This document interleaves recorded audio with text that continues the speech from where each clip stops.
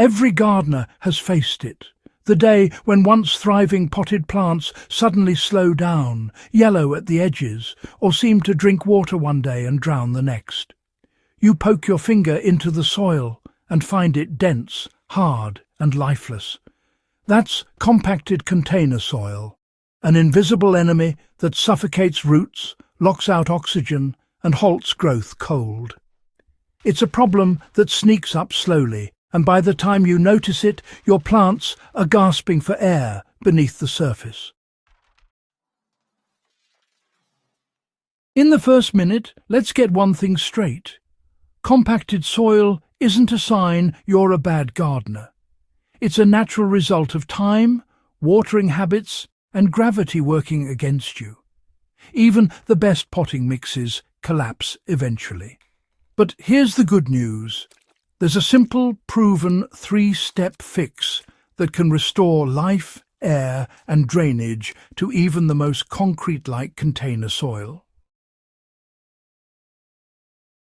It doesn't require repotting, fancy tools, or store-bought additives. Just a little technique, a few natural ingredients, and an understanding of how soil biology works. Container plants live in confined spaces, and that means their soil behaves differently from open ground. In pots, organic matter breaks down faster, water compacts particles together, and air spaces close off. Over time, what was once fluffy potting mix turns into a solid, heavy mass.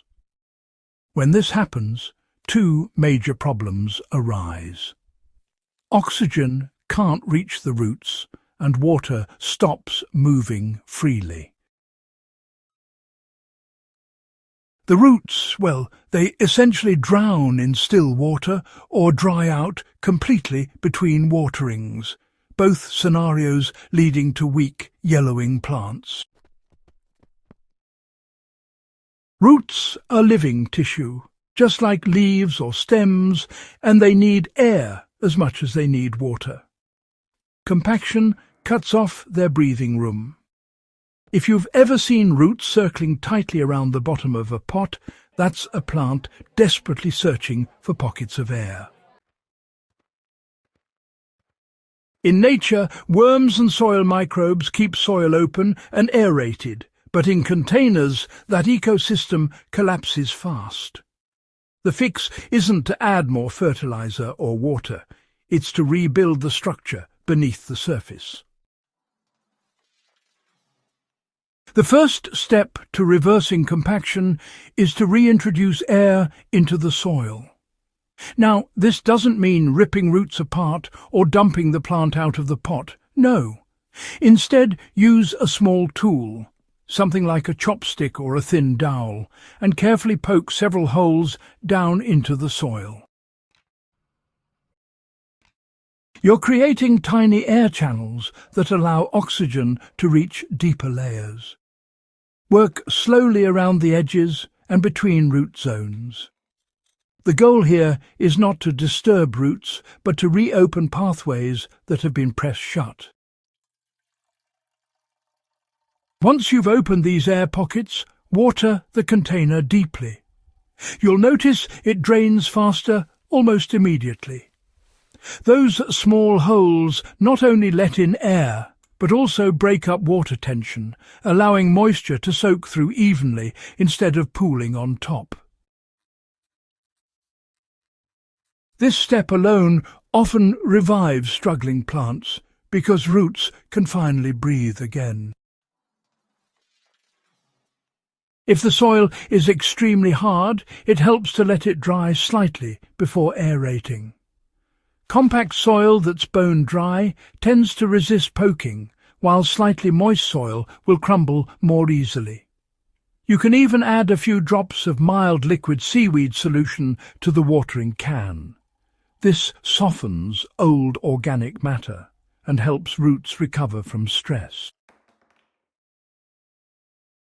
Once you've opened air channels, the next step is to rebuild structure. Compaction happens because fine particles settle and cling together, squeezing out the larger pores that hold air and water. To fix that, you need materials that resist compaction and add texture back into the mix.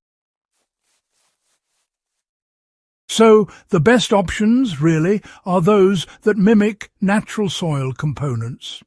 Coarse coconut coir, perlite and composted bark are excellent choices. And if you prefer a completely organic fix, well, a blend of 1 part sifted compost, 1 part coarse sand, and 1 part coir or shredded leaves works beautifully.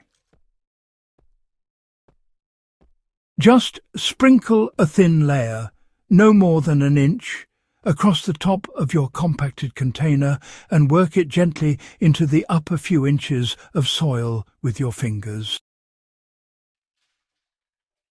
Over time, watering will carry those materials deeper into the root zone, gradually rebuilding aeration from the top down.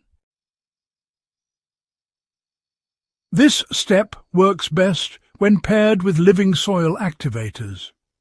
Adding a handful of worm castings or a sprinkle of finished compost introduces beneficial microbes and enzymes that break down sticky particles binding the soil. As they feed and multiply, they create microchannels and release natural glues that hold soil together in loose, airy aggregates. Within a couple of weeks, you'll notice that your soil feels softer, drains more evenly, and resists forming that hard, dry crust on top. The final step is about keeping the soil alive so it never collapses again.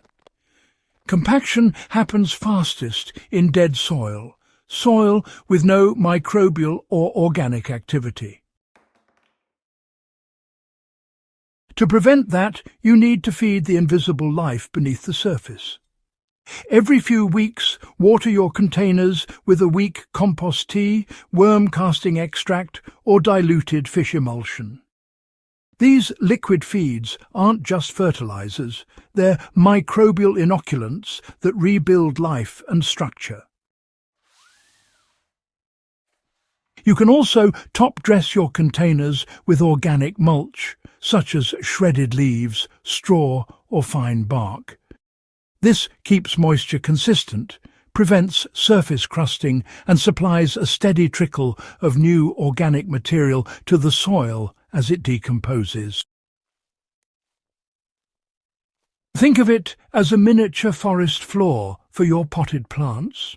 It's constantly replenishing itself from above.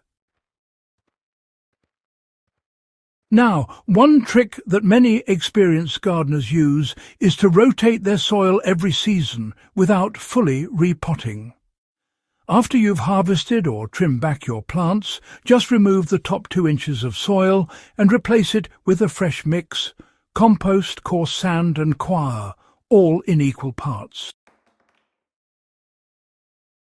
This simple renewal, keeps compaction away for good, while still preserving those beneficial root networks down below. When you follow these 3 steps, air restoration, structure rebuilding and biological maintenance, you're really mimicking what nature does underground. Roots get their breathing space back, water flows just as it should, and microbial life, well, it truly flourishes. You see, it's not merely about constantly fixing the problem. It's really about creating a self-sustaining system where compaction simply can't take hold again.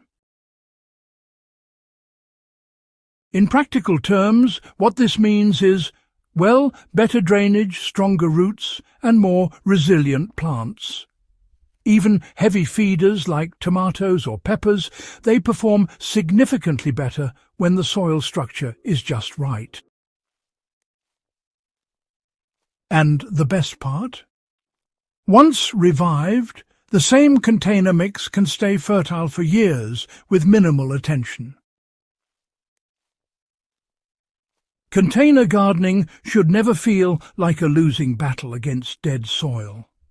With this 3-step fix, you turn your pots into miniature ecosystems that thrive naturally. It's the kind of low-effort, high-reward method that makes sense not just for home growers, but for serious horticulturists who value results over gimmicks. If this guide helped you breathe new life into your tired container beds, don't let it end here.